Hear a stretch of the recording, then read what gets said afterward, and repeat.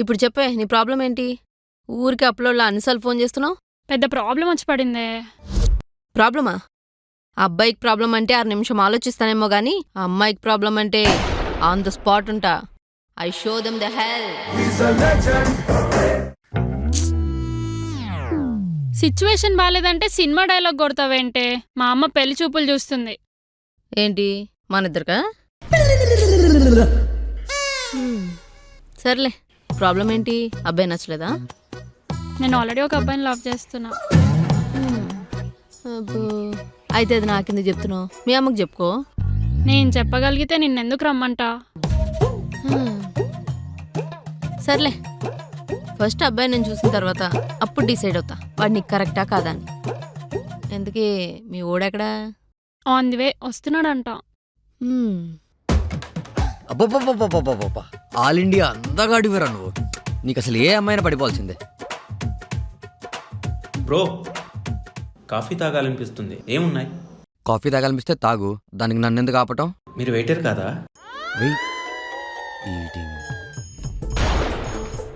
Black dress వేసుకున్న ప్రతి ఓడు వెయిటర్ అవ్వడు. ఫేస్ వాల్యూ కనపడట్లా? అది చూసే అడిగాను.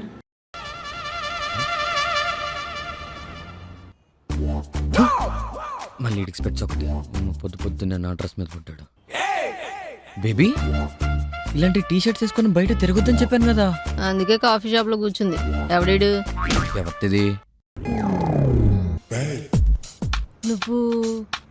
నువ్వా? మీ ఇద్దరికి ముందే తెలుసా?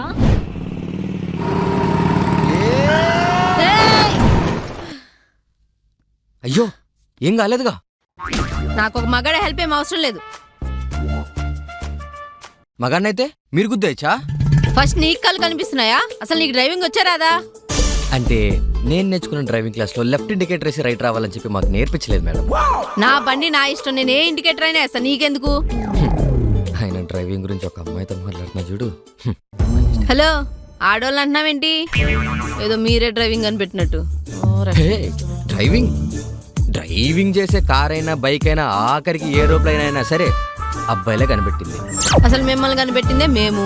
దానికి కూడా ఒక మగాడే కావాలి. ఆహా, మరి ఇంకో మగాడితోనే కానొచ్చు కదా. అది అవ్వదు కాబట్టి మా దగ్గరికి వస్తున్నారు. అయినా ఆడవాళ్ళ వాల్యూ తెలియని మీలాంటి మగవాళ్ళకి అమ్మ వాల్యూ ఏం తెలుస్తుందిలే. అసలు అమ్మాయిలకే వాల్యూ అంతా, మా అబ్బాయిలకి ఎక్కడుంది వాల్యూ? అసలు మీ అమ్మాయిలు కష్టపడకూడదని చెప్పి డిష్ వాషర్ కనిపెట్టాం, స్టవ్ కనిపెట్టాం, ఏసీ కనిపెట్టాం, వాషింగ్ మిషన్ కనిపెట్టాం, శారీస్, హీల్స్, సిల్క్స్, కాస్మెటిక్స్, మీరు వేసుకునే పైనుంచి కింద దాకా అంతా మాదేగా. అసలు మీ అమ్మాయిలకి మెన్స్ డే ఎప్పుడో తెలుసా? తెలుసా? తెలీదు. మరి ఏ రైట్ కావాలని చెప్పి ఇంకా అడుగుతున్నారు? ఆ అమ్మాయిలు కనిపెట్టినవి కూడా చాలా ఉన్నాయి. ఏదో ఒకటి చెప్పు చూద్దాం. మాకు కూడా మాకు నచ్చింది చేయగలిగే స్వేచ్ఛనిస్తే మేము కూడా చాలా చేస్తాం, మీకన్నా ఎక్కువ. ఇంకా మేమిచ్చేదే ఉంది, అంతా మీరే తీసేసుకుంటే. అమ్మాయిలే నేను మాట్లాంటావా? ఉండి నీ పని చెప్తా. అచ్చయ్యి, మేము చేస్తాం. హలో, మహిళా సంఘం. హలో, మగాళ్ళ సంఘం. మేడం, నన్ను ఇక్కడ ఒకడు హెరాస్ చేస్తున్నాడు సార్. నా బండి కూడా గుద్దేశాడు. ఒక అమ్మాయి హెరాస్ చేస్తుంది సార్. ఏయ్, బండేది? నా బైకా Jawa 43 300cc liquid cool engine. నీది కాదు, నాది. నీదే బండి నాకేం తెలుసు? అవును, నా బండిది.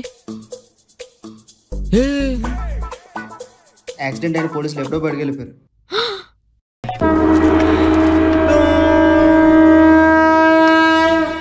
ఇలాంటి వాడు నన్ను లవ్ చేసింది. పెళ్లి ఆపడం కాదు, మీ అమ్మతో చెప్పి నేనే వేరే వాడికి ఇచ్చి పెళ్లి చేస్తా. ఒసే అలా చెయ్యకే, నేను ఉండలేను. అయితే చచ్చిపో.